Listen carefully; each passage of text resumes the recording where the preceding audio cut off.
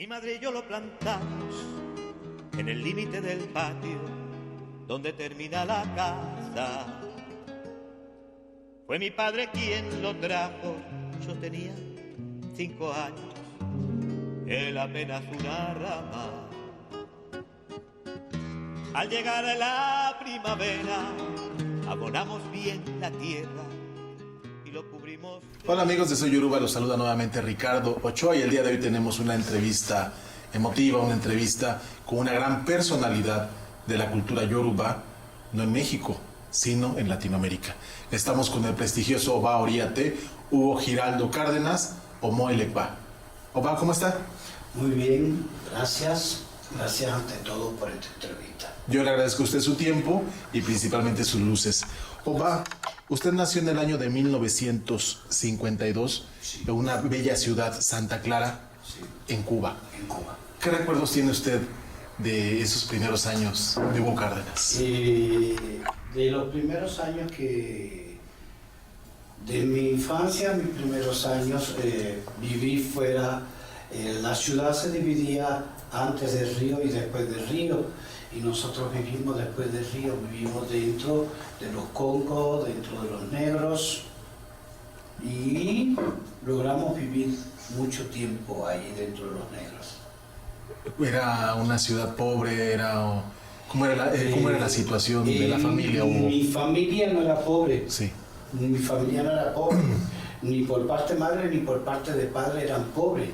Los únicos que pasó que mis abuelos no querían que mi mamá y mi padre se casaran. O sea, como un Romeo y Julieta. Como a la misión cubana. A la versión cubana. Mi madre brincó una barda por la nana y se fue con mi papá. ¿Cómo se llamaban sus padres, Oba? Mi madre se llamaba Matilde Pérez Monteagudo y mi padre se llamaba José Cárdenas Pascual. ¿A qué se dedicaban estos? Mi madre era ama de casa y lavandera, y mi padre fue multioficio, fue albañil, carpintero, cocinero y terminó siendo panadero del pueblo. Ahora, teniendo una madre, ¿cómo era su madre? Cuénteme. Más allá de lo físico, ¿cómo era ella en su personalidad? Mi madre fue una mujer muy fuerte, una mujer muy fuerte respecto a la crianza de sus hijos, y no hay una palabra así como poderla describir. Lo único que sí digo, que si naciera, que si regresara en otro lugar, quisiera ser su hijo otra vez. ¿Era amorosa? ¿Era amorosa? ¿Era amorosa? No, mi madre no era amorosa, mi madre daba con un palo. Era dura la señora. Sí, mi madre era muy dura, sí. ¿Y qué le aprendió? ¿Qué aprendió de esos palos? ¿Qué aprendí de esos palos? Cosas maravillosas. Aprendí a estudiar, aprendí a hacer las cosas correctas, y aprendí a adorar a Ogún. Ogún. Con mi madre. ¿Tenía ella alguna cuestión de religión? Mi padre estaba rayado desde los 8 años, cuando yo no había cuando no había nacido ni la mamá ni la hermana mayor. Y mi mamá siempre adoró a Ogún. O sea, ¿usted creció dentro de la religión? Sí, yo sí crecí dentro de la religión, pero de santo parado. ¿Cómo es eso, padrino? Santo parado son las personas que no estaban iniciadas, pero sí se subía, venía Ogún, tenían santos, tenían orisas, lo que no tenían era caracol. Y cuando consultaban, venía el santo en posesión de la persona que consultaba. A eso le llamamos santo parado. ¿Y qué recuerdos tiene usted de su infancia y de la misma religión en la cual creció, de Ogún, de las historias? No sé si le contaba historias su madre, su padre. Mi padre no tanto. Mi mamá era de poco hablar, pero sí vivíamos al lado de vecinos. O sea, mi vecina era palera, mi otra vecina de al lado acá era hija de Ollá con santo parado. El otro vecino, que todavía está vivo, tiene 84 años, tiene hecho ya actualmente, bueno, desde el 59, tiene hecho ya, pero anteriormente se subía con Ogún. ¿Y usted a qué año, en qué año fue consagrado? ¿O cómo entra usted a la religión? Bueno, nació en un seno religioso, sí, pero ¿cómo entra a la religión formalmente? ¿Cómo entro a la religión formalmente? Desde la escuela, voy a una escuela de gente de una escuela pública. Sí. Y en esta escuela pública, pues la mayoría eran negros.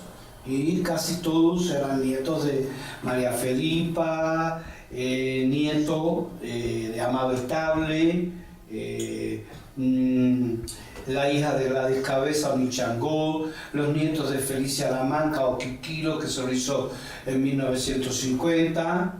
Y de paso, pues está también relacionado, mi mamá le lavaba a mi padrino antes de ser nuestro padrino. Mi padrino era barbero y mi mamá le lavaba la ropa. Y entonces de niño nos llevaron en el 59, nos llevan al primer cumpleaños de mi padrino, temprano. Vivimos cerca de Los Arenas.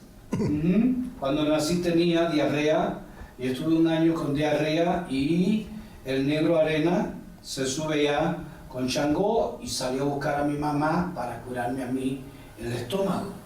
La primera orisa que puso la mano sobre mí fue Changó. Eso dio pie para que llegara al santo Eso dio Cárdenas. pie para que llegara al santo y naciera de Changó.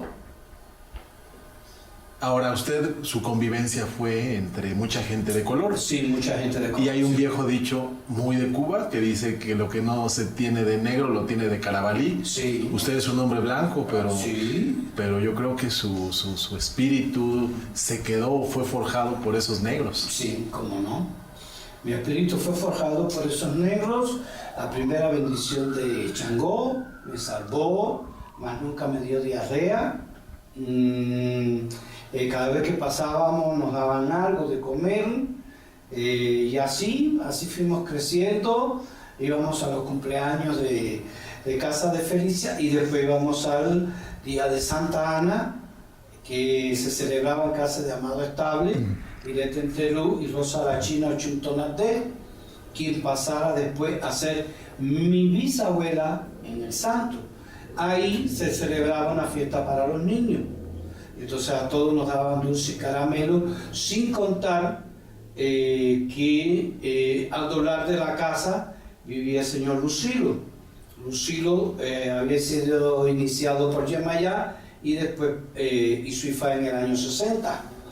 Y Lucilo también le repartían la costumbre de repartir a los niños juguetes, caramelos, y todos sus cumpleaños pues siempre fueron así.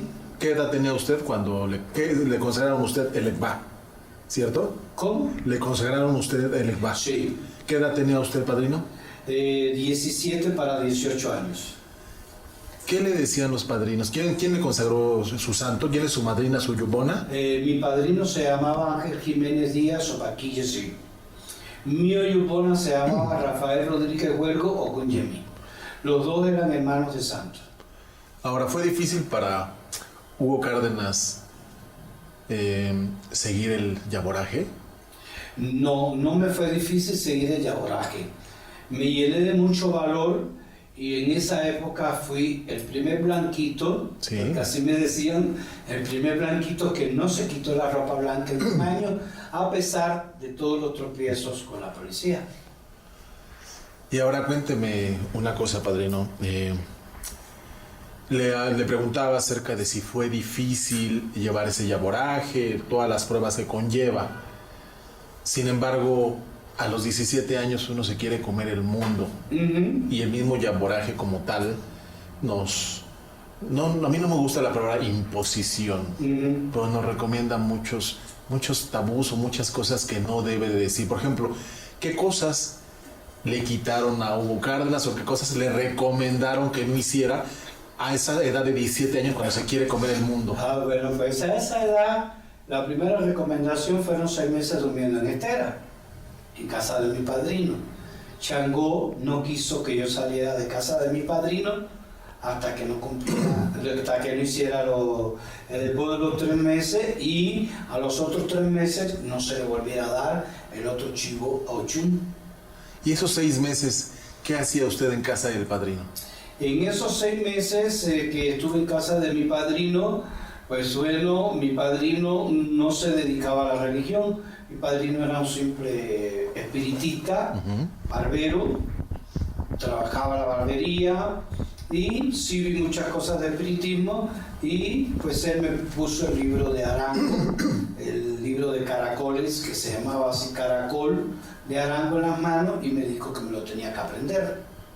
Ahora, usted consagra santo, le consagran santo a los 17 años. 17 para 18 años. Sin embargo, ¿cuándo es cuando Hugo Cárdenas empieza a ver la religión ya no como una consagración, ya no como una forma de trascender, sino como una forma de vida? ¿Cuándo es cuando Hugo Cárdenas decide empezarse a dedicar a la religión? Yo me empiezo a dedicar a la religión después de 8 años de haber estado en la religión, a Dedicarse. Pero a los 3 meses ya sabía abrir, ya recogía hierba.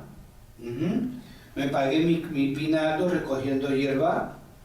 Ya sabía recoger hierba, todavía sé. A esta altura, como no voy a saber, cada vez aprendo uno más. ¿A dónde se iba usted a coger su hierba? A todo la Santa Clara, al río, al campo, a los lugares cercanos. ¿Para sus homieros?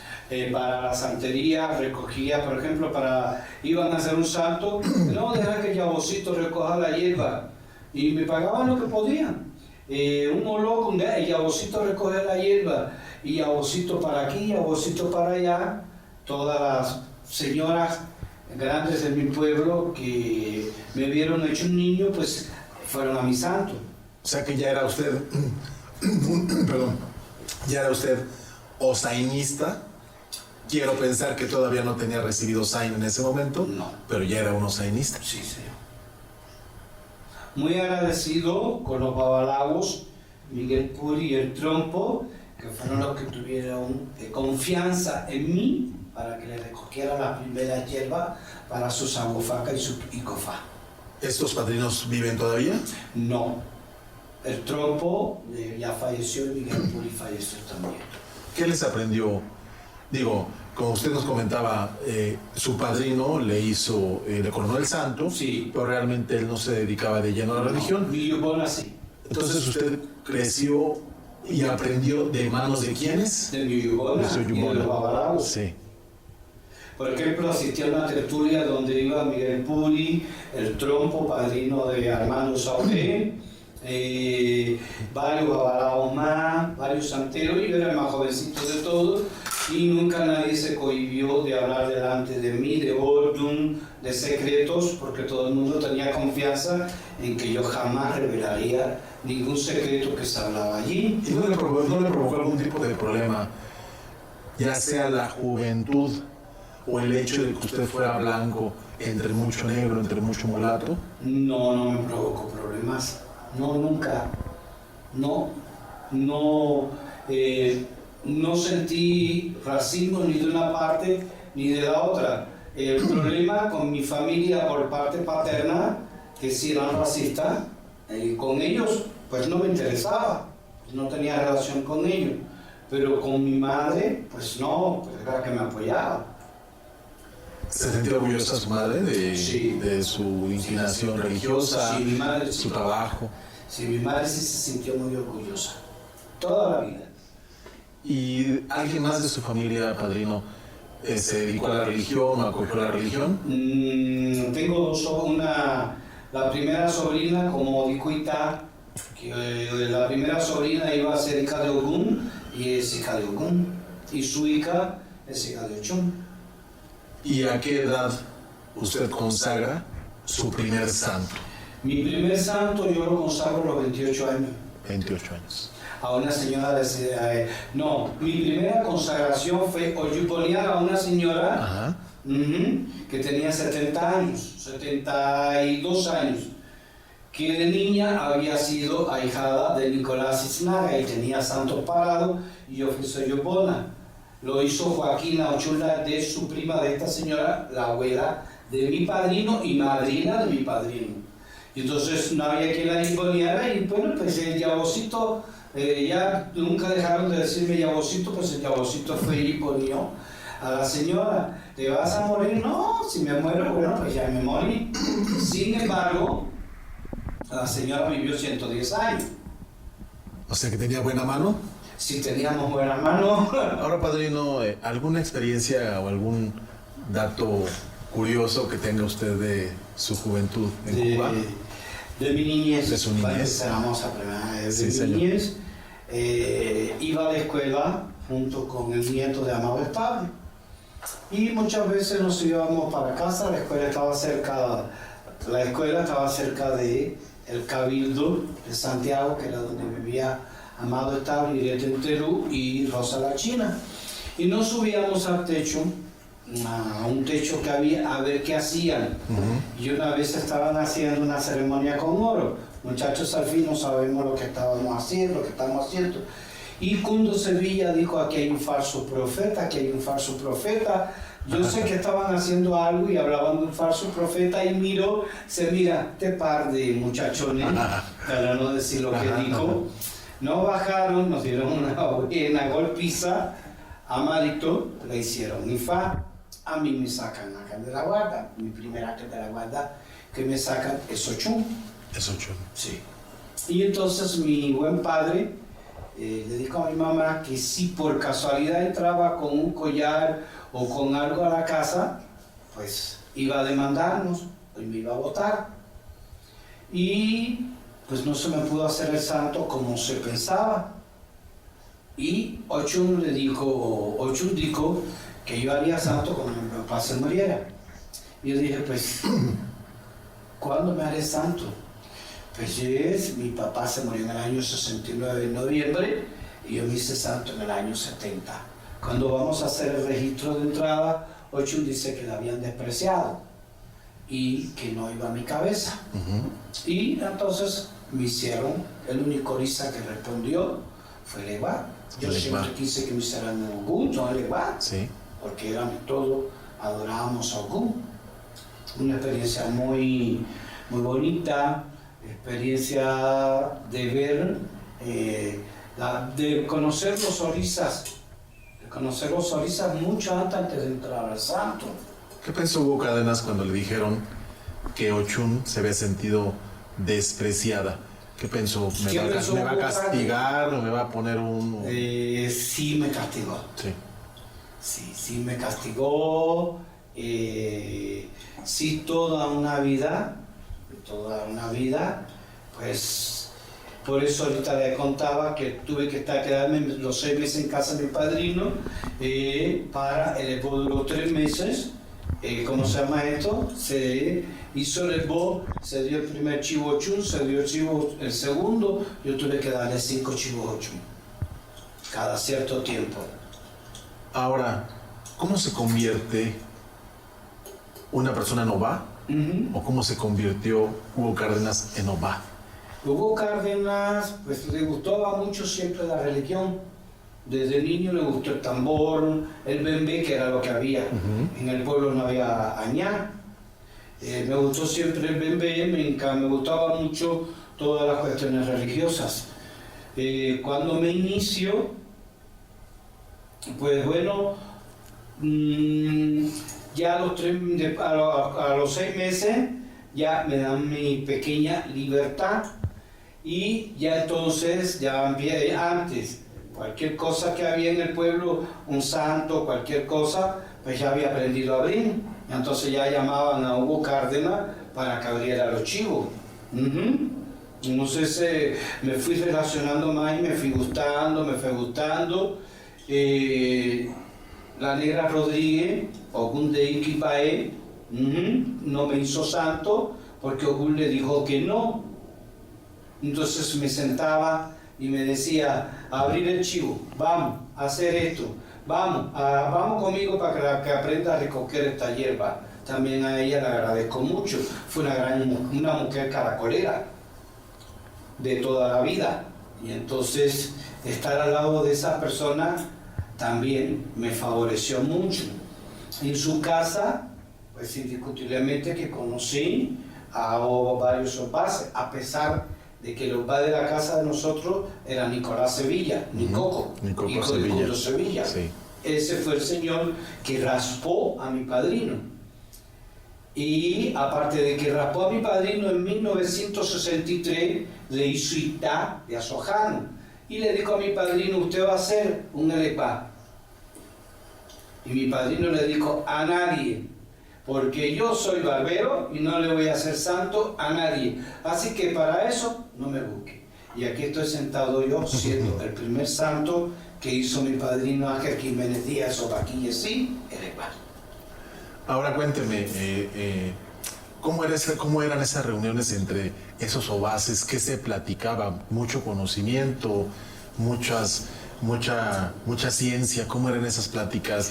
¿Qué hacía? ¿Cómo se sentía Hugo Cárdenas siendo un joven entre esos monstruos de religión? ¿Cómo se sentía Hugo Cárdenas? Bueno, a Hugo Cárdenas le enseñaron a decir, oír, ver y callar. Entonces, pues Hugo Cárdenas oía mucho, llegaba a su casa, escribía apuntes, volvía a escribir apuntes. Cuando empecé a buscar de dónde nacemos, de dónde venimos, de dónde es nuestra religión, en nuestra casa, en Palmira, en Cruce, vivía Teresita Estable, Tinibú, hija de Guadalupe Estable. Y ella era la que fue a la escuela junto con Nena. Aparte de haber ido Nena a la escuela, Teresita también fue a la escuela y le dieron el cargo de llevar la rama completa de todo, y fue la que me instruyó y la que me llevó a conocer la rama de donde nosotros venimos. Entonces me introduje más en el conocimiento y empecé a buscar y a buscar más conocimiento cada vez. ¿Cómo se convierte uno en Ová? Una persona se convierte en Ová primeramente teniendo buenos maestros, primero. Segundo, siendo muy obediente. Y tercero, tener ganas y deseos de abrir un mundo nuevo, de abrir esa puerta, no por dinero, no por decir me voy a llevar esto, no, con un amor y con un cariño. ¿Cuál fue el primer santo que usted dirigió? Ya no necesariamente que consagró, el primer santo que usted dirigió. El primer santo que yo dirijo fue un chango. Un chango. Mi padrino, mi yupona, no llegaba y me manda un recado con una persona que no podía que empezara. Y yo dije, pero ¿cómo voy a empezar yo? ¿Habrá sido una trampa de Legba? Yo pienso que sí. Y entonces, o de Chango. ¿O de Chango? Sí. Entonces di el coco ha muerto, canté los 9 cantos que no teníamos que aprender, porque no nada más se cantaba en esa época, 9 cantos al muerto. Canté los 9 cantos y se los hay. No existía lo que es hoy la llamada, como en La Habana, que se hace la llamada y todo eso. No, eso no existía, pero cantando igual que si estuvieras haciendo el lavatorio. Pues entonces todo lo hice. Bien, raspé, maté, maté y abrí. Las dos cosas. Mi padrino no llegaba. Y el día de itá, pues me tuve que sentar igual. No estaba muy ducho en el ebó de Estera, pero la señora que se sentó al lado mío dijo, arriba, siéntese. Ella rezaba y yo cantaba. Cuando llega su padrino se da cuenta que Hugo Cárdenas había hecho pues, prácticamente todo el trabajo. ¿Qué dijo el padrino? ¿Qué dijo el padrino? Que había afilado cuchillo para su pescuezo. Eso dijo mi abuelo. Sí. Sí. Y es por una de las razones que emigro a La Habana. Para nunca tenerme que pelear, porque siempre entendí que si había sido mi yupona, yo me moría y él seguía siendo mi yupona, o él se moría y seguíamos siendo mi yupona sin nunca pelearnos. Lo único que nunca dejé es que me robara más la cabeza ni me diera coco al santo, pero nunca nos peleamos. ¿En su itá se lo dijeron? Sí, en mi itá me lo dijeron. Que dos carneros no iban a beber agua en la misma fuente. Así no se lo dijeron. ¿A qué edad llega usted a La Habana? A La Habana llego a los 20 años. Había mucha religión en La Habana en ese entonces. En ese entonces sí había bastante, todo ya había bastante religión en La Habana. ¿Y qué tan difícil fue para usted abrirse paso entre esos muchos religiosos? No. Gracias a Bienvenido Galatas Tonso, alias Chacho Ochun Funke, que Ochun lo bendiga, siempre donde esté, me abrió las puertas. Abrió las puertas de su casa, me empezó a mandar para aquí, me empezó a mandar para allá, y el primer santo que raspo en La Habana, nada más y nada menos que me toca en casa de Lenita y de Babé, el gran babalago Babé, ahí en el cerro. Yo pensaba que ese día, yo pensaba que me iba a morir, porque el Chacho me dijo, ve adelantando, y yo pues tuve que terminar el santo. Y él me decía, pero no tenga pena, termine, como usted lo aprendió en el campo. Esta persona, Elenita, Walquiria, era una gran casa de babalagos. Domingo Feble, Panchito Feble, Babé, todos venían de casa de Nina, la de Puente Grande, eran grandes mujeres con grandes conocimientos. ¿Se sentía observado por todos? Me sentía, no, estaba, y al final, cuando termino, la señora Walquiria, como siempre los hijos de Ogún, me dio un beso y un abrazo. Le digo, yo sabía que Ogún iba a mandar a alguien a esto, pero ahora viene que el día de tallo quiero que usted me lleve la libreta. Le dije, sí, cómo no, yo no tengo ningún problema. Ahí hice una gran amistad con Walquiria, quien a su vez había hecho una gran amistad con Bienvenido Galatas Thompson, Ochun Funke, y fue la que puso a Chacho a hacer la primera honra a Panchito, que las hizo Chacho. Walquiria fue la que dijo, lo va a hacer Chacho. O sea que Walquiria también me agarró y, como digo yo, me dijo, ven, vamos. Le pregunto, padrino, ¿cómo era la convivencia con esos babalagos, en esas consagraciones de santo? Que ok, entendemos que el babalago no tiene nada que ver en la consagración, pero muchas veces el babalago interviene, a veces en la matanza o a veces en enriquecer algún consejo. En casa de Lenita, ¿cómo era esto? Y en casa de Lenita, como en casa de Magdalena, como en casa de Walquiria, como en casa de Panchita, Panchita la Blanca, intervenían en la matanza, la hacían los babalagos.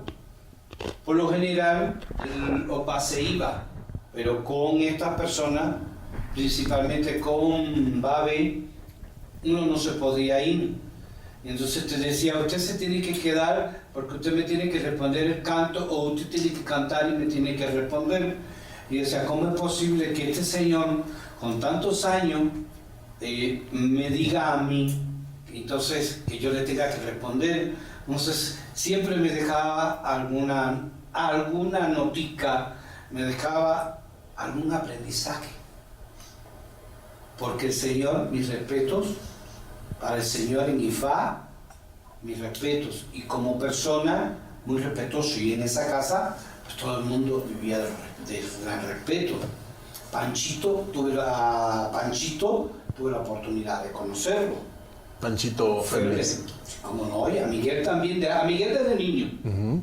A Miguel, a Cundo, a Pablo, a todos esos desde niño iban a casa de Uchilo, a doblar de mi casa, y en la otra esquina vivía Miguel Puri, y a mediado de cuadra el Trompo. ¿Ellos eran respetuosos para la ocha, para los sí, sonorizas? No, sí, muy respetuosos.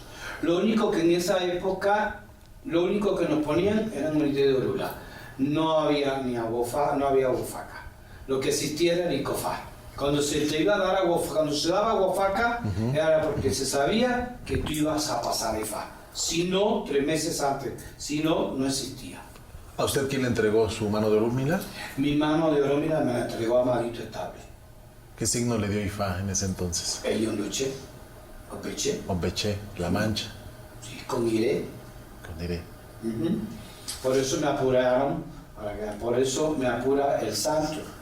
Porque como Opeche habla del cáncer, sí. Yo tenía un cáncer en la piel, pues entonces por eso se apura para el santo, y mi madre se apura más todavía. Entonces había un cáncer, un melanoma. Sí, tenía un cáncer en la piel. Sí. A los 17 años. A los 17 años. ¿Cómo se enteró Hugo Cárdenas que había un problema con su piel? ¿Se lo dijo el mismo santo por un itá? No, me lo dijo el Humila. Sí. Me lo dijo el Humila. ¿Y corrió a ver un médico? Sí, fuimos al médico y eso, y el médico no. El médico le dijo a la familia, así se va a poner todo el cuerpo, se le va a llenar todo el cuerpo de grano y hasta que viva. Y tuve granitos en el cuerpo hasta los 3 meses, pero los 3 meses, hasta hoy, hasta hace 2 años, gracias a Dios, pues nunca se presentó el cáncer. Actualmente tengo un tratamiento por cáncer en la piel, Sí. pero si usted me mira, pues no parece que tengo cáncer en la piel. Después de esa ceremonia que le tocó ya dirigir en La Habana, ¿qué vino después, don Hugo? Era todos los días, a matanza, había veces que era... Chacho hacía un santo y yo iba y hacía un osain, hacía la matanza, nos dividíamos los ritaces y así nos pasábamos días. Y cuando no estaba trabajando, cuando no estaba estudiando religión, cuando no estaba comiendo religión, ¿qué hacía Hugo Cárdenas? Bueno, Hugo Cárdenas tiene 2 facetas. Hugo Cárdenas va de la rumba a lo clásico. Entonces Hugo Cárdenas estaba estudiando bibliotecología. Y de paso, lo mismo iba a ver el folclore que iba a ver el ballet, cuando se podía. Era barato, ¿me entiendes? Y entonces, cuando quiero entrar a la universidad, pues ya sí no puedo entrar a la universidad, porque no me lo permitía el ser religioso. Me tocó antes de la ley, Sí. en que no podía ir a la universidad. ¿Cómo se sintió? ¿Frustrado? Me sentí muy frustrado. Me sentí muy frustrado. Ahí sí, es como si le hubieran echado a uno, no un cubito de agua, no Sí. una piscina completa de hielo. Porque el primer año fue un año de 10. Entonces todo el mundo se preguntaba que cómo siendo religioso podía tener 10. Eso no tiene nada que ver. Entonces pues tuve que dejar eso y llegó una ley y tuve que empezar a trabajar. Y, ¿cómo se llama esto? ¿Qué hacía? Tenía el trabajo y la religión, y así fui, así fui, hasta que volví a dejar de trabajar y me dediqué de nuevo a la religión. Cuando vino otra vez la ley, pues ya yo entonces, como sabía de archivo, tenía una especialidad, empiezo a trabajar en un bufete. En el bufete más grande de Cuba, entré como mensajero y bueno, pues terminé como un pasante. Entonces entré al archivo, empecé a estudiar el archivo, empecé a estudiar en el archivo ahí, y pues tuve la oportunidad de leer los padrones de la ciudad, de leer todo lo que yo a veces reflejo en mis entrevistas, cómo pude saber dónde vivió Ardechina, a cuánta gente vivieron en las casas de Ardechina, cuántas casas tuvieron, dónde vivió Tata, dónde vivió Ainá, dónde vivió Igoro, dónde vivió Apoto, Goyo, Torregoso, Trinidad Torregoso, dónde vivieron, qué hicieron, gracias a esto que pude. Y de ahí pues empecé a seguir estudiando las cosas de José Luciano Franco, Fernando Ortín, la Chateauneuf, que no me agradó mucho, pero también lo estudié, todo lo que pude estudiar.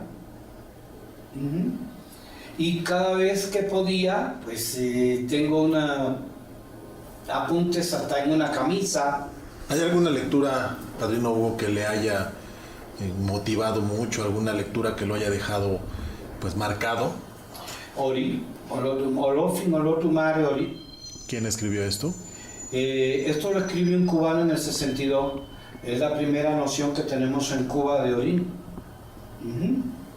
Este señor dejó el país y Natalia Bolívar, que era su secretaria, fue la que se quedó con casi todos estos escritos.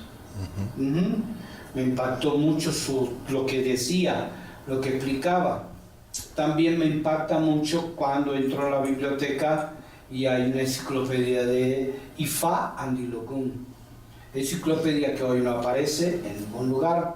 Después, en la Casa de África, me llama mucho también la atención la historia de los yorubas, que actualmente la estoy estudiando otra vez, de Samuel L. Jackson, que está en portugués, se los aconsejo a todos, y todo esto, los orisas, Pierre Ferger, Lidia Cabrera, conocí a los Tarafa, a Josefina no, pero a los descendientes de los Tarafa, es más, uno de los descendientes de los Tarafa es el ahijado mío.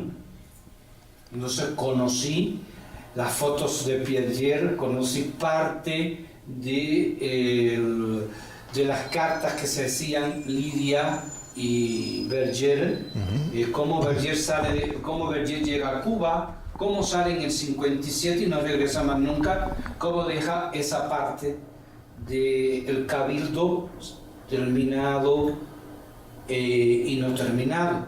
¿Por qué? Porque ya venía la revolución. La revolución hizo que muchos cubanos salieran de Cuba, salieran de su país por diferencias en sus ideales, su forma de pensar. ¿Hasta qué edad estuvo Hugo Cárdenas en Cuba? Yo sé que usted va, viene, es un hombre pues muy prolífico. No, yo llego a México en el 99, en 1999. ¿Y por qué no se fue antes, padrino Hugo, de Cuba? Bueno, pues había una persona que me aguantaba mucho en mi vida, mi madre. Yo no podía dejar a mi madre sola, yo la mantenía. Y cuando vengo a México, ya vengo por los documentales. Y cuando me regreso, pues ya no tengo trabajo y tengo que volverme otra vez a México, que es donde tuve la oportunidad de trabajar. ¿Cómo le decía usted a su madre de cariño? No, mi mamá, mami. Mami. Sí. ¿En qué año murió? Mi mamá murió en el 2003. 2003. Era hija de Batalá, pero su santo de adoración era Ogún. Batalá vive con toda la familia. ¿Y qué tiene de recuerdo todavía de su mami? ¿De qué recuerdo? Ay, el día que se me dice, no piense que me voy a vestir de blanco ni me lo voy a tirar a nadie. No te vas a vestir de blanco, no te vas a tirar a nadie. Una mujer que siempre andaba vestida de blanco. Entonces me planteó eso y le dije, lo que me interesa es que Batalá esté contigo. Eso es lo que me interesa. Y ya cuando iba para Río dijo, no, lávenme el santo y yo me quedo con santo lavado. Y Batalá se quedó con todos nosotros cuando ella falleció. ¿O Batalá se quedó con usted? Con la familia. Con la familia. Sí, ahí está todavía. Platíqueme, padrino Hugo, esos años de prohibición, porque hubo una prohibición fuerte en Cuba con respecto a las creencias religiosas, no necesariamente a los yorubas, sino a todo lo que fuera religión. A todo. ¿Cómo se practicaba la religión? ¿Cómo se estudiaba? ¿Cómo se hacían santos en ese entonces, don Hugo? Mira, se estudiaba, por ejemplo, nos encerrábamos en las casas, se encerraba la casa y se hacían los santos. Entonces se cantaba bajito. Entonces, como era una gente muy práctico, yo soy muy práctico. Todavía el Oriate no había dicho ya la jícara y yo tenía la jícara ya puesta, entonces ahí me fui ganando más la confianza. Y si me tenía que quedar los 3 días encerrado, pues me quedaba los 3 días encerrado.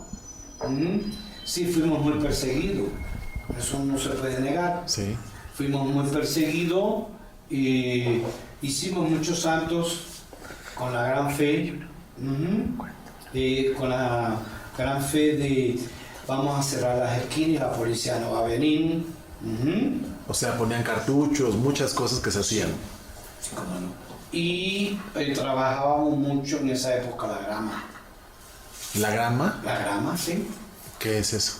Eso es una hierba que cierra las esquinas y pierde el camino el que está buscando tu casa.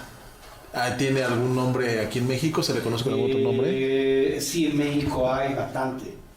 Hay quien la confunde con el saco pate gallina, pero es la grama de Castilla. Grama de Castilla.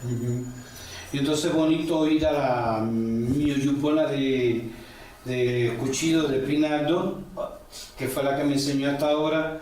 Muy bonito oírla decir grama con grama, ¿quién puede más? ¿Quién puede más? Grama con grama, y encenderle una vela a Lepa. Y con la de cuchillo se llamaba Paula, con los fan de ahí, que son las 12.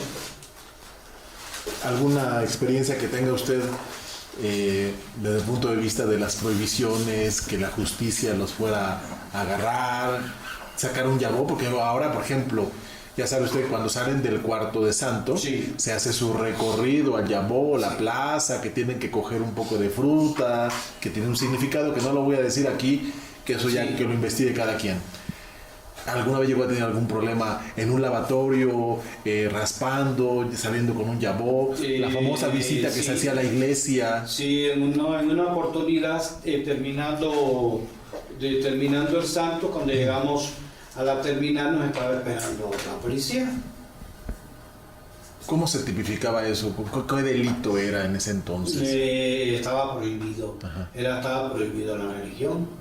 Estaba prohibido matar un chivo, una chiva, y entonces ahí estuvimos y al final, a las 24 horas nos soltaron porque no había ningún delito. Ningún delito.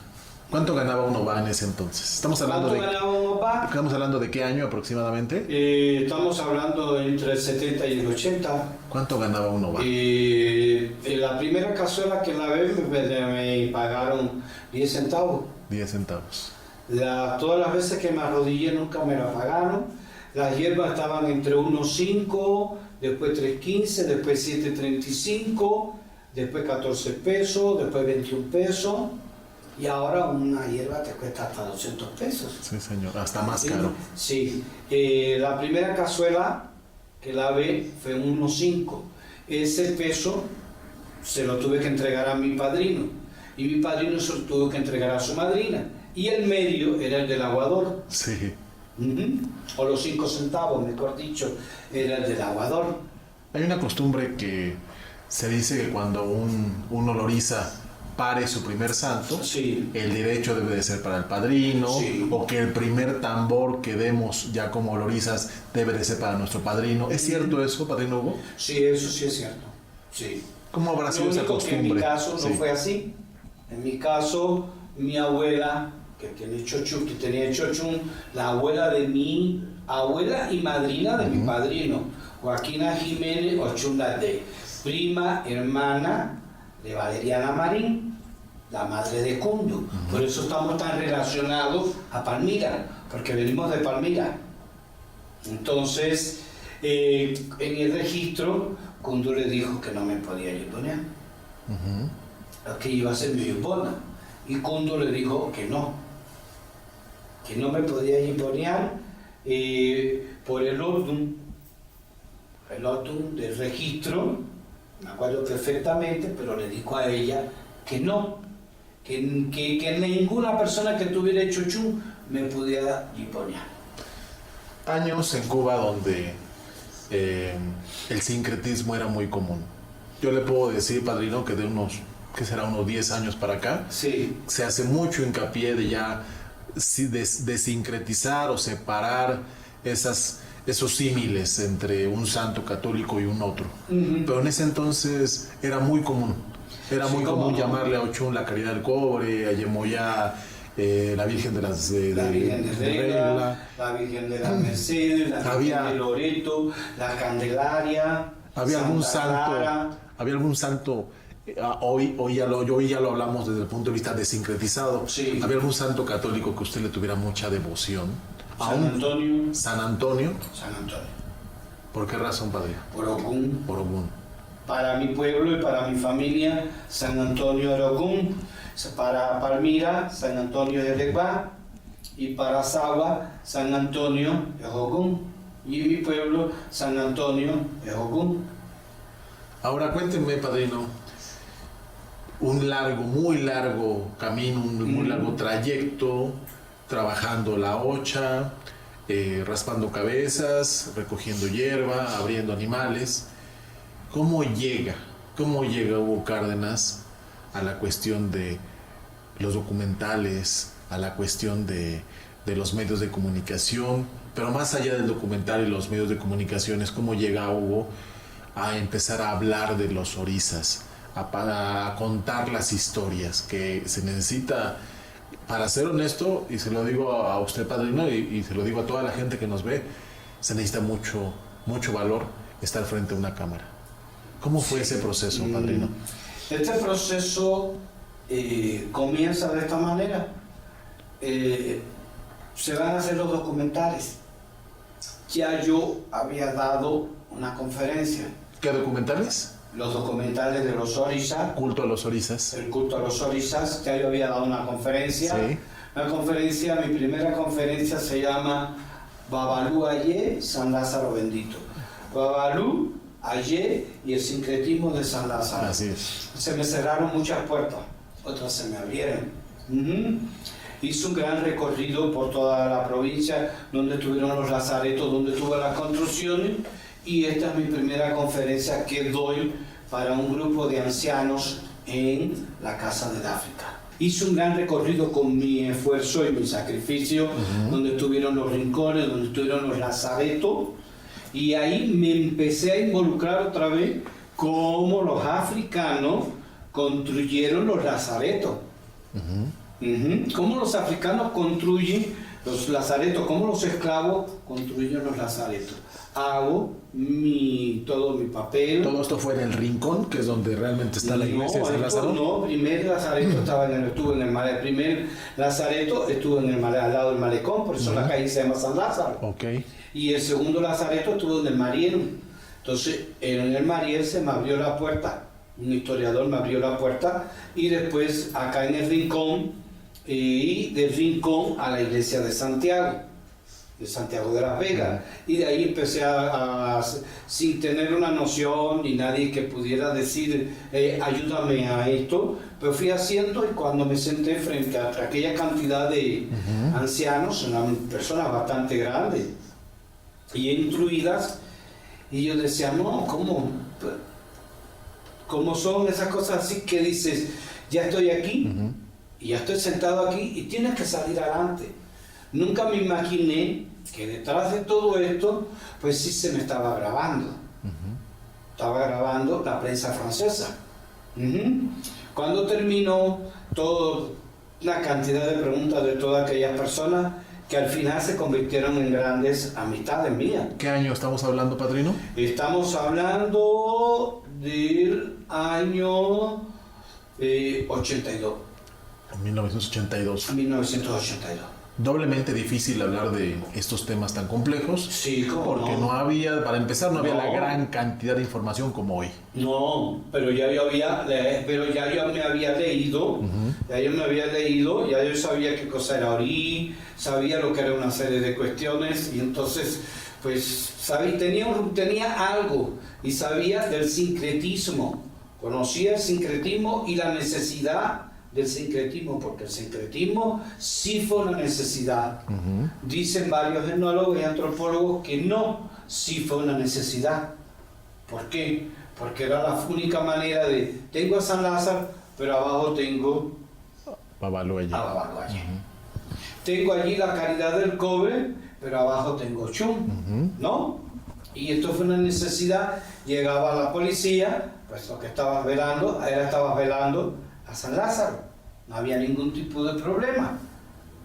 ¿Hasta qué año dejó de haber esa persecución o ese señalamiento hacia la religión en Cuba aproximadamente? Hasta el 80. Hasta el 80. Y después todavía muchos pueblitos hubo gentes que sí todavía persistía en que esta religión se tenía que terminar. Sí. Lo estaba grabando la televisión de Francia. Sí. ¿Cómo lo retrató los documentales en Francia o cómo se expresaron? No lo permitieron. ¿No lo permitieron? No. Cuando hablo con el director, sí, me dice que, ¿cómo se llama esto? Que no.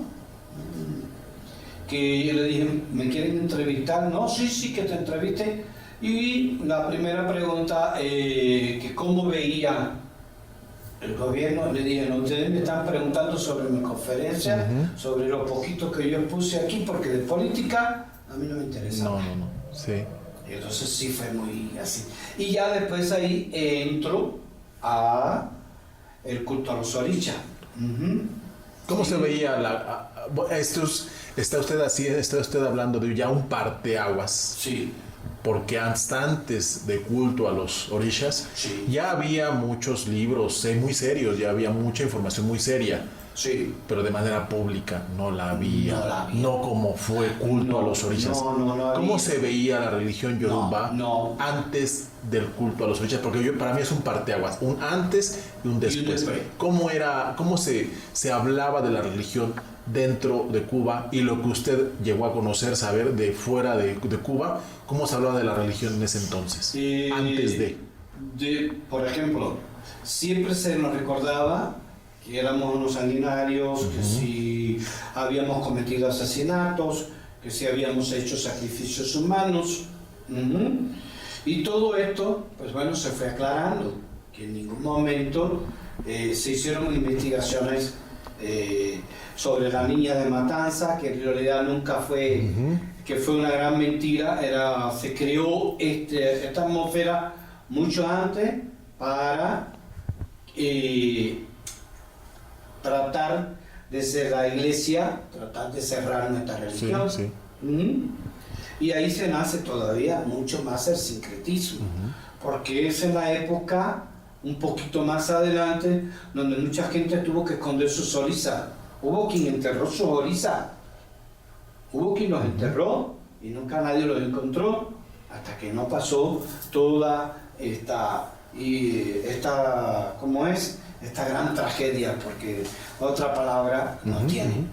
Sí, porque una cosa es que me arrebates el trabajo, que me arrebates la estabilidad económica, pero ya si me arrebatas mi fe, ya eso es una tragedia, como usted lo dice. Eso es una tragedia. Y muchos grandes no dejaron su fe. Nunca, no la dejaron. Teníamos que hacer el santo escondido, pues íbamos y lo hacíamos. A pesar de su juventud, ¿nunca pensó usted, híjole, mejor me quiero dedicar a otra cosa, esto no está bien? No. Mi amor a esto, mi fe, me dio vida cuando yo me estaba muriendo. Sí. Y no varias veces. Entonces, ¿cómo iba a traicionar esto? Entonces, cuando me preguntaba, decía, si me hago comunista, traiciono mi religión. Y si me hago revolucionario, no revolucionario. Si me hago comunista, mañana voy a traicionar el comunismo. Esa era mi ética.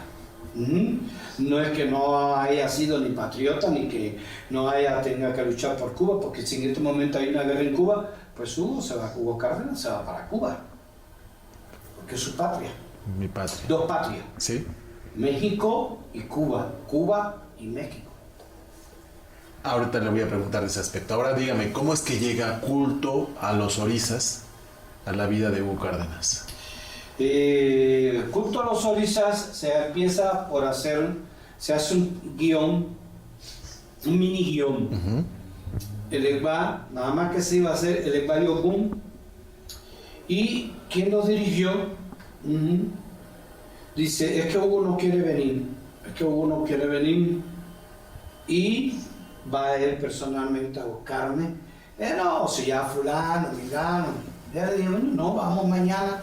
Y se hicieron parte en el cerro. Una de las preguntas que me ibas a hacer, se hizo parte en 2 casas en el cerro y otra casa acá en Jesús María.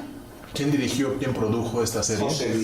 José Luis. Ya había un cineasta, ya había hecho hacía mucho tiempo un documental sobre San Lázaro.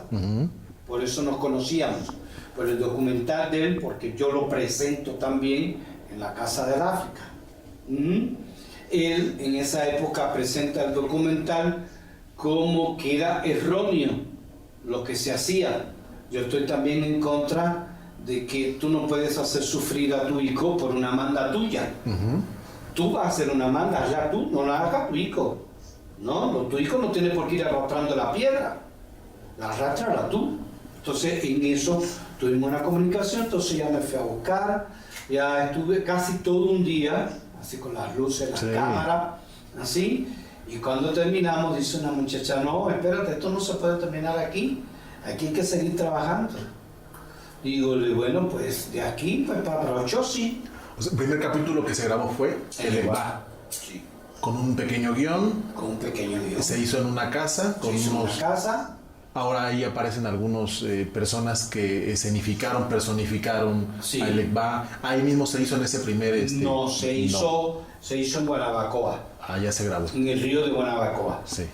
Esa parte se hizo en el río de Guanabacoa. Y hay dos muchachos que salen, hijos del Egba, que sí se dejaron grabar, que yo no estuve de acuerdo, que se dejaron grabar haciendo sarayeye y esas cosas. Y le dije, esto nos va a crear problemas, porque estamos ya publicando algo que no debe de ser. ¿Y creó problemas? Sí. ¿Qué decía la gente? Hugo? Que estábamos, fuimos muy criticados porque dice que estábamos sacando la religión a la calle. No sacamos en ningún momento, eso fue lo único extra. El tambor es público. Sí, señor. El tambor es público. La presentación de un Iyaguó es pública y no se hizo. En ningún momento yo permití que se hiciera ninguna presentación de ningún Iyaguó. Hubo otro documental donde sí otras personas quisieron presentar un Iyaguó y hubo varias discusiones con todos estos problemas, pero en la parte de nosotros pues sí nunca se hizo o no se habló nada que no fuera. Oba, cuénteme, ¿qué experiencia le dejó haber participado en un proyecto tan ambicioso? Porque lo fue, es un proyecto que en todo el mundo hispanoparlante sí. Es una referencia, culto a los orishas. Sí. Bueno, mi experiencia que me dejó es una muy grande, haber podido llegar a este país y haberlo conocido a ustedes. Y que por mediación de estos videos se me abrieron las puertas en México, en Uruguay, en Argentina, en Chile, en Brasil, lugares que yo nunca pensé que iba a ir o dudé, porque mitad dice, usted va a visitar varios países. Y yo dije, no sé cómo, en sueño, pues sí se dio mitad. ¿En qué año llega usted a México? En el 99. 99. 20 de mayo de 1999. ¿Y por qué se quedó en México? Usted viene a Cuba, pero sí, yo voy, su residencia yo tengo es aquí en México. ¿Por qué México, padrino? ¿Por qué no Venezuela? ¿Por qué no Argentina? O los mismos Estados Unidos, que bueno, muchos compatriotas de usted han decidido irse a buscar el famoso sueño americano. Ese es el que no me gusta, el sueño americano. Dice un refrán que la hormiga cuando crea ala, ¿hacia dónde vuela? Hacia el fuego. Y las alas que le pasa se queman. Sí, la hormiga que le pasó a la hormiga cayó al piso y se murió. Siempre me lo enseñó mi madre y mi abuela. Que nunca uno buscará el sueño de otro. Para nosotros diríamos un sueño bajiro. Y ese sueño nunca lo tuve. México, por la sencilla razón de que llego con los documentales y al regresar pues no tengo trabajo. Y aquí, bueno, por lo menos tenía un poco de trabajo y pude regresar para poder seguir manteniendo a mi madre. ¿Con quién empezó a trabajar usted aquí en México? Aquí en México, ¿con quién empiezo a trabajar? Con unos cubanos, empecé por raspar un yemayá, después empecé a trabajar con otros cubanos, después con unos mexicanos, con Anita, la difunta Anita Castro, con Anita Castro trabajé con otra gente. Creo que era hermana de uno de los Castro, ¿no? Sí, de esta familia de artistas. Ella era hijada de Bebo. Chosi. Primero Chosi que se hizo en México. En México, ella se hizo en México, ya no se hizo en Miami. Vino el señor Oquiquilo a rasparla aquí, se hizo ahí en el sur. ¿Y cómo ve lo que se está haciendo hoy en México desde el punto de vista religioso? Desde el punto de vista religioso, hay muchas personas que están haciendo cosas muy buenas, pero hay otros que desgraciadamente no están haciendo las cosas correctas, no están haciendo las cosas bien hechas. Nunca hicimos un holocausto directo. si la esposa de Tata, que era hija de Yenyeto Locum, cuando hizo Delisa Rodríguez, le hizo Omisaide, le hizo Yemayá On, Homo Locum, y no le hizo Locum directo, es porque no teníamos el conocimiento, ni Yenyeto Locum nos dejó el conocimiento. Entonces, aquí hay 4 Locum directos. Entonces, estas cosas son las que me asombran por el camino que va a nuestra religión. Me he encontrado personas que son bases y tienen 1 año. 1 año de consagrados y son bases. Y son bases. Sí, señor. 3 años de consagrado y son bases. Y ya nada más se la sacan con que es que ya les hicieron la ceremonia de la lengua, no puedo hablar más detalles. O que Sí, si ya recibieron sí, DUA, sí. el programa, uno de los programas que hablamos, El programa ya recibió DUA. que ya recibió DUA, que ya le rasparon la lengua, que ya le hicieron esto, ya, eso usted va a Oriate. Sí, Dices- hicieron Mirete Cután. Sí, qué responsabilidad tan grande poner las manos o el futuro de una persona. El destino. El destino. No el futuro. El futuro, no. El futuro es cambiable.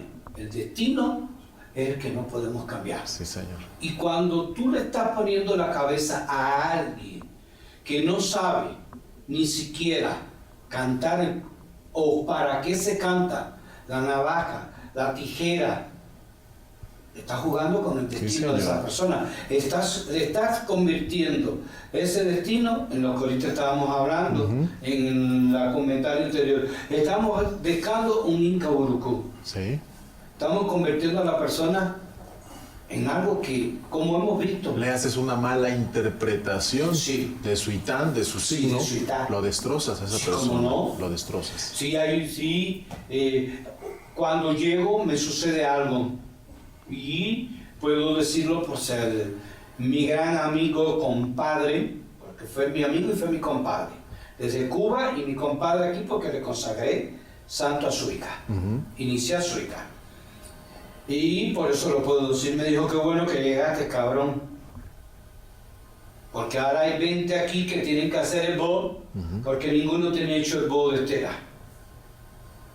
Y ahí está mucha gente que lo sabe. Hice más de 1500 esbozos de tela por el otro, de su itá, de su santo. O sea, vine a arreglar, vine a ayudar, no vine a hacerme. Porque les di explicaciones a todos que para nacer se hace el bo y para morir se hace el bo. Sí. Pero ¿qué voz iban a hacer ellos si no tienen el bo de... ¿Cómo es? Si no tienen el bo de Estera. De Estera, exacto. No tienen esa parte, que no lo podemos decir aquí porque no les interesa a la gente, que lo vayan y lo busquen en las clases o lo demás. Exacto. Pero se hace el bo para nacer y se hace el bo para morir. Pero si tú necesitas el bo al nacer, aunque tú tengas itaforé, tú no puedes hacer el bo para morir. Ahora, hablamos, padrino, que su ecuanimidad, su conocimiento le abrió muchas puertas. Sí, le abrió muchas puertas. Pero también quiero pensar Queda hacerlo también. que la cerró Sí. y se buscó muchos enemigos. Sí, bastante. Sí. ¿Qué tipo de enemigos se buscó? Sin mencionar nombres, ¿qué tipo de enemigos? ¿Qué guerras ha librado Hugo Cárdenas por amar la religión, por hablar de la religión, por expresar la religión? ¿Qué guerras se ha buscado Hugo Cárdenas? La primera guerra que me busco es una cubana que viene y dice que yo expuse en la universidad, que yo me creía un universitario y que había expuesto en todos los lugares de Cuba la religión y que yo había grabado santos, cómo se hacían los santos, las consagraciones. Y entonces hasta un día que nos encontramos y le dije, explícame esto. No, tú sabes que yo con mis 50 años, yo de 50 años, si yo hoy todavía en la actualidad no tengo 50 años, tengo 48, me hice en el 70, y yo le llevé a ella la libreta en el 79 y en el 80. Entonces, ¿de qué estamos hablando? De que yo fui a una universidad y hablé, de que yo fui a una universidad a apoyar una tesis, de que hice unos documentales. No, de eso tú no puedes hablar, porque debido a estos documentales, debido a la tesis, mi apoyo a la tesis, a varias tesis en filología, pues esto se abrió y se expandió, gracias a mi otro gran maestro que tuve, el señor Alberto Pedro Quibaé, no era religioso, pero era muy defensor de nosotros y nos ayudó a combatir el que nos siguieran persiguiendo. Decían, fulano está preso, decía, pues yo voy. Y él trabajaba en el Capitolio. Entonces se lo explico a esta muchacha y le dije, y Alberto Pedro me decía, Hugo, no puede ser que tú seas hijo de Lepa si tú pareces hijo de Changó. Decía, no digas más que soy hijo de Changó. ¿Y la convenció a esta mujer? Después ella cometió muchos errores. Ahí es donde está la cuestión. Le hizo Orisa a una persona, inició una persona y le hizo un juego de santo para la casa de Pachuca, le hizo un juego de santo para la casa de Cancún y le hizo un juego de santo para esta casa de aquí del distrito. Sígame. Nada más faltaba que le hiciera uno para el auto, ¿no? Sí, no, los guerreros del auto. Ok. ¿No? Sí. La mujer en que se convirtió en una loca. Entonces, en otra oportunidad, hay un grupo de brasileiros y entablamos una gran conversación. Y entonces alguien dice, no, tú con quien tiene que hablar ahora de Brasil y de todas esas cosas con el sabiondo. No soy un sabiondo. Simplemente tuve la oportunidad de leerme a Reginaldo Pradi, a Pierre Berger, todas estas personas. Yo tuve una gran oportunidad en la Casa de África, donde había una biblioteca, donde me gano esta biblioteca con una donación de 3 libros en Yoruba. Y de ahí tuve oportunidad de leerme toda una serie de libros que hoy están en internet: Reginaldo Pradi, Pierre Berger, después en la Universidad de, ¿cómo se llama esto?, de la Florida, varias tesis con el señor William Ramos, en varios de sus libros de Willy Ramos. Está el agradecimiento a mi persona por haber ayudado también en esto. Hay otras personas también que han dado un agradecimiento a mi persona por haber ayudado a expandir esta realidad. Ese es el gran regocijo que tengo. ¿Qué le hace falta todavía? ¿Qué le falta por ver en la religión, Hugo Cárdenas? ¿Qué me falta por ver en esta religión?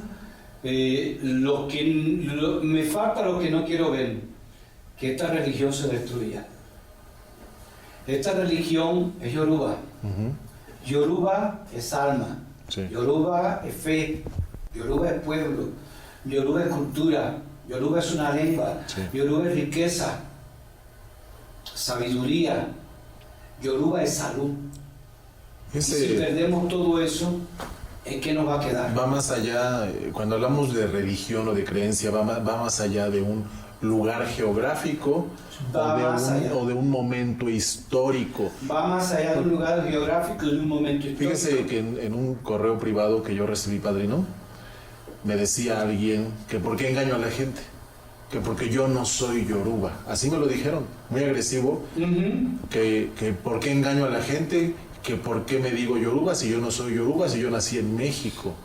Y yo le explicaba a esta dama de una manera muy decente, pues que va más allá de un lugar geográfico, va más allá de un tiempo y de un espacio. La gran cantidad de gente que hoy profesa el catolicismo no nacieron en Roma, ni los judíos, la gran mayoría no nacieron en Israel, ni en la Meca. Es del lugar, no es del lugar donde te haya tocado vivir, sino de lo que hay aquí adentro, padrino. Lo que hay en el corazón de uno, la fe que uno tiene. Porque si vamos a hablar algo, y ojalá la persona vuelva a oír esta pequeña conversación. Orisa entró a México antes de 1900, porque entraron los negros esclavos. Sí, señor. Pero que entraron bantú. Entonces, Yanga, ¿qué hace allí en Veracruz? ¿Qué hacen los pueblos de Yanga? ¿Qué hacen los nietos, bisnietos de Yanga en este país? Y son negros. Y siguen adorando el bantú. Yo tengo ¿El palo? Sí, el palo. Ciertas investigaciones a media, porque no nos han permitido. No. La señora o el que quiera que busque el Museo Yoruba. De hecho, fíjese ahorita que hace este comentario, aquí en México, y se lo comento para que la gente la pueda seguir, hay una antropóloga mexicana, que por cierto le mando un saludo, que ella nos ayudó mucho en los documentales que hicimos, la doctora Nayeli Juárez. Sí, Nayeli, sí. Sí, es una mujer estudiosísima, sí, y trabaja con la afrodescendencia en México. La afrodescendencia. Maravilloso lo que está haciendo México ella negro. Y su equipo de trabajo. México negro. Porque no es venir yo y hablar de mi cultura. No, yo tengo que saber qué cosa es negro, México negro. Saber qué le quedó. Saber que aquí Orissa no entró Bantú, entró el Congo, entró el Carabalí, las palabras que de Mesoáfrica las hay en Mesoamérica, como la guámpara. Entonces somos dos continentes viviendo en un paralelo. Sí. Y los paralelos, aunque digan que no se encuentran, los paralelos cuando vienen así no se encuentran, pero cuando los paralelos salen de un continente hacia otro continente, sí nos encontramos. Si no, no existiera una cultura del blanco y el negro, en la pintura de los autóctonos o indígenas de toda la parte sur. Si no, no existiera esa cultura, la misma cultura que profesamos nosotros.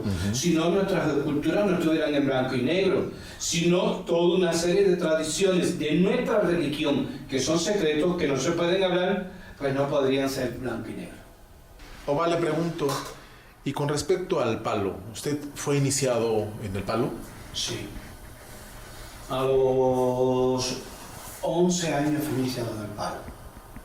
¿Y qué ha significado para usted ese mundo paralelo que es el culto a los eguns, a los muertos, y en este caso Orissa? En el culto del palo. Del palo, así es. Bueno, ¿qué significó para mí? Fue lo que nosotros en realidad conocíamos. Sí. Somos santos parados y conocíamos el palo. Nunca pensé que me fueran a rayar. Vino Sarabanda y dijo a que rayaron.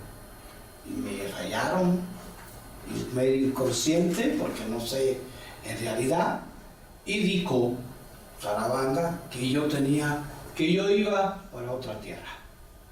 Entonces usted no trabaja el palo. No. Nada más está iniciado en el palo. Sí, pero sí lo debe, sí. A ver, ¿cómo le explico? No me gusta el pan, no me gusta. Sí sé, sí lo conozco, sí tengo ganga, pero no lo trabajo. ¿Por qué? Porque, por ejemplo, si voy a hacer algo en la ganga, enseguida me está diciendo, no, usted no es de aquí, usted es de esta tierra. De otra tierra. Y eso fue desde los 10 años. Y decía, ¿qué otra tierra será? ¿Qué otra tierra será? Esta tierra, la tierra de Orissa. Ya que habla usted de tierra, le pregunto, desde el 99 usted está aquí en México. Sus últimos años, que yo espero que sean muchos, padrino, ¿dónde los quiere pasar? ¿Aquí en México? ¿En su tierra, en Cuba? No, en México. En México. ¿Su madre murió en Cuba? Sí, mi madre murió en Cuba. ¿Estaba usted con ella cuando murió? No. ¿Fue aquí o estaba usted aquí en México? Aquí. ¿Qué le dijo a Olotumare, o en este caso el Ekba, cuando se llevó a...? Cuando mi madre muere, mi madre ingresa en el hospital primero. Sí. Y sé que me vas a preguntar del concepto que tengo de la muerte. Sí, señor. Todo el mundo me dijo que por qué no hacíamos obras con Ordúa y con Obatalá. Y le dije, no quiero ni una vela encendida ni para Ordúa ni para nadie, porque ya Obatalá dijo que le iba a dar 15 años de vida y le dio 30, que ya más le puedo pedir al santo. Entonces, vida, muerte, ya como una necesidad de ella, 89 años, y murió consciente. Fue diabética, nunca se puso insulina, nunca le hicieron ninguna cirugía, nada. Obatalá la dejó vivir y hacer y comer dulce todo lo que le dio la gana a ella y hacer todo lo que quiso. El médico decía una cosa y ella hacía otra. Y su hijo, por complacerla, pues también la dejaba hacer todo lo que quisiera. Entonces, la muerte para nosotros, o sea, la muerte para nosotros fue separarnos un momento. Ella está allá arriba y yo estoy aquí. ¿Le dijo todo lo que tenía que decirle Hugo Cárdenas? Sí. Le dije, tengo que despedirme de ti y me voy a besarte y a abrazarte porque es la última vez que nos vemos. ¿Qué piensa decirle cuando la vea nuevamente? Que quiero volver a ser su hijo. Y que me dé palo y que me haga una persona de bien. Porque de otra manera no creo que pueda ser. Y si ve nada más que hablo de mi madre. ¿Fue su gran amor? Mi madre sí, fue mi gran amor. Mi vida.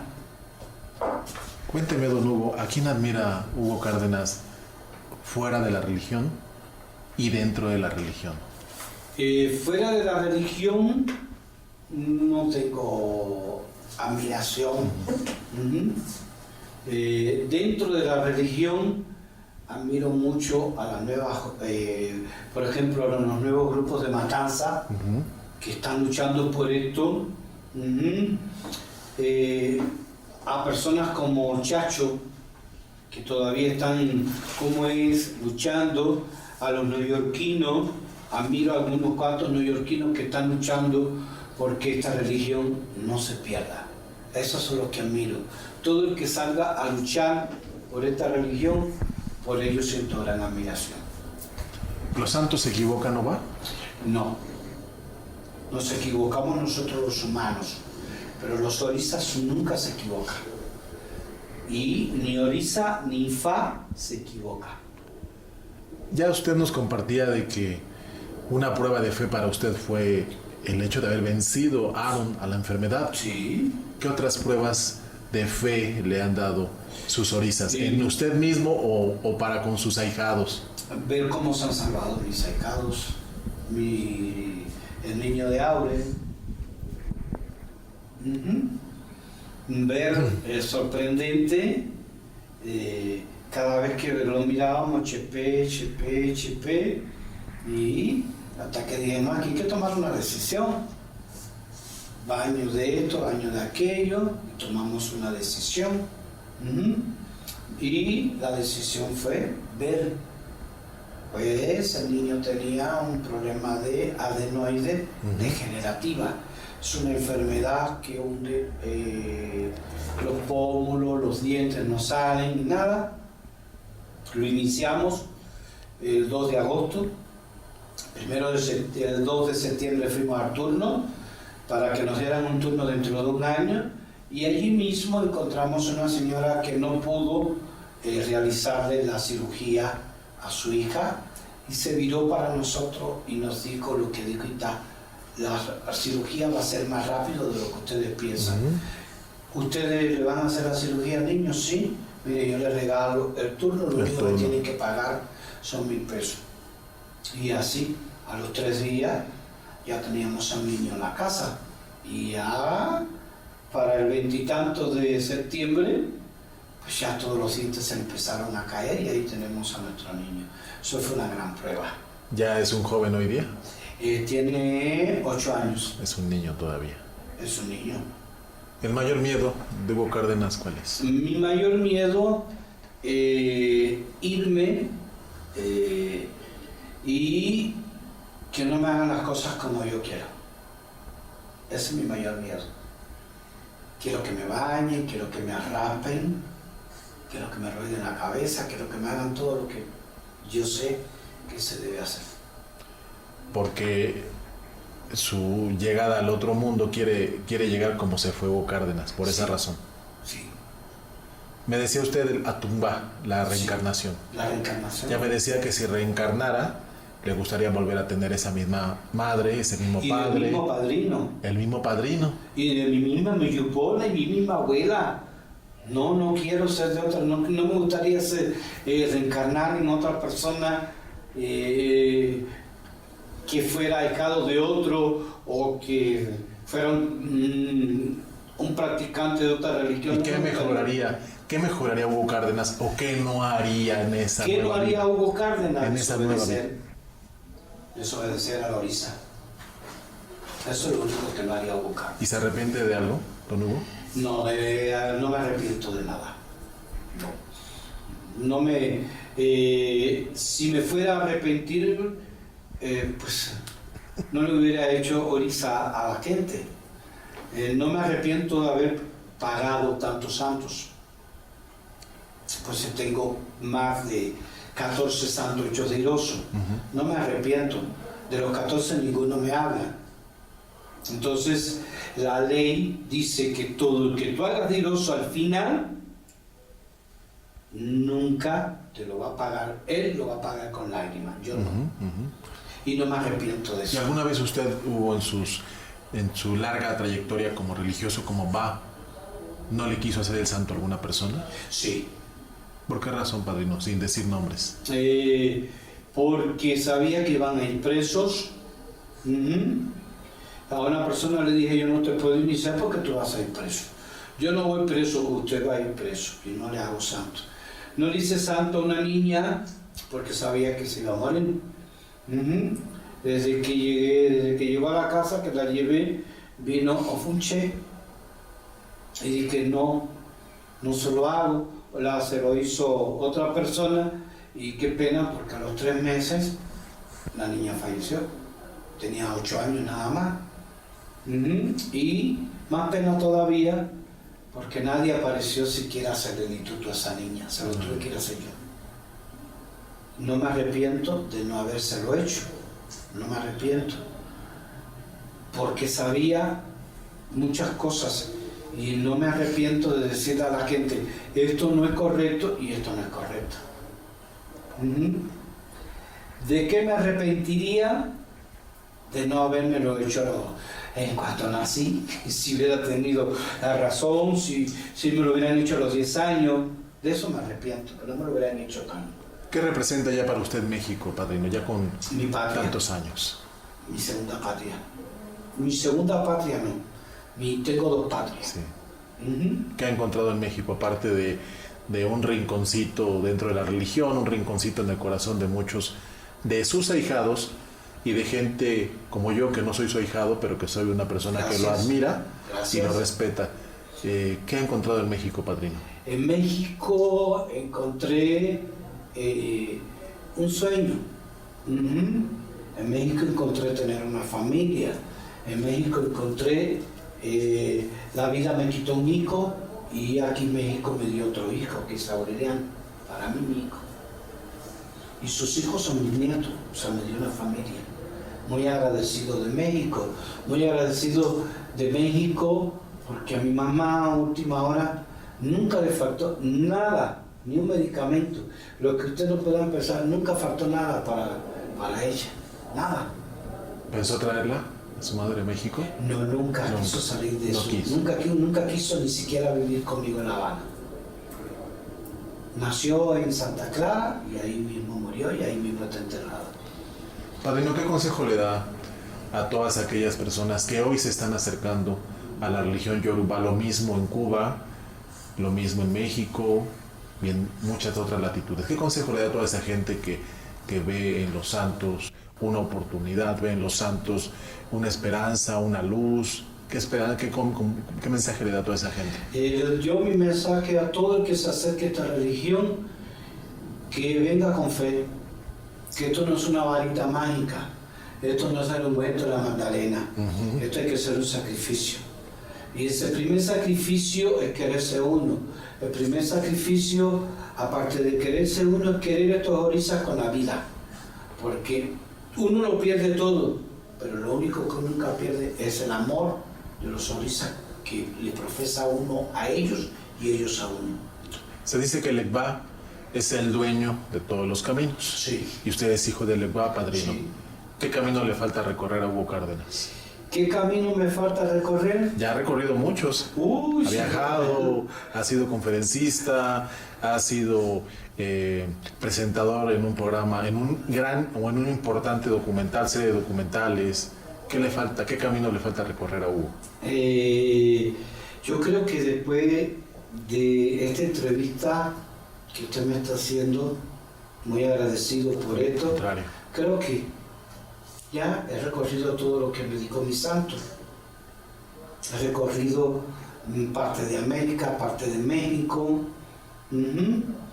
He impartido clases, estoy invitado a seguir dando clases, y mientras que tenga un poquito de fe y mientras me quede un poquito de salud, pues sigo impartiendo clases.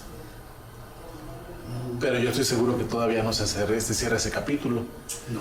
Cuando termina generalmente una ceremonia en Yoruba, cuando termina un registro, decimos to y banacho. Pero yo no creo que para Hugo Cárdenas yo digo, to y banacho. Yo digo, cuando termino un Itá, porque no me gusta hacer 2 Itá en un día, porque el último mono se ahoga.